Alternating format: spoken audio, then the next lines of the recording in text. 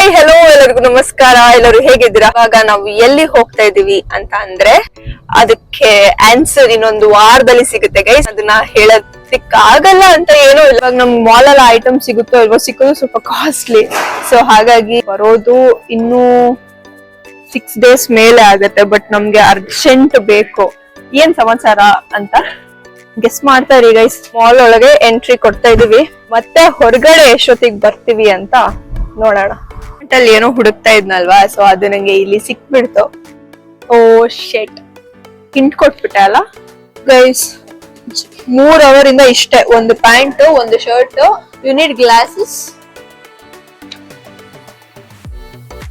ಯಾವಾಗ ಬೇಕೋ ಅವಾಗೆಲ್ಲ ಅಫೋರ್ಡ್ ಮಾಡಕ್ ಆಗಲ್ಲ. ಬಟ್ ಬ್ರೋ ನಾನಂತೂ ಸಿಕ್ಕಾಕೊಂಡಿನಿ ಬ್ರೋ. ಹಿಂಗೆ ಹೋಗ್ತಾ ಇದ್ವಿ, ಹಂಗೆ ಜುಡಿಯೋ ಕಾಣಿಸ್ಬಿಡ್ತು. ಶಾಪಿಂಗ್ ಎಲ್ಲ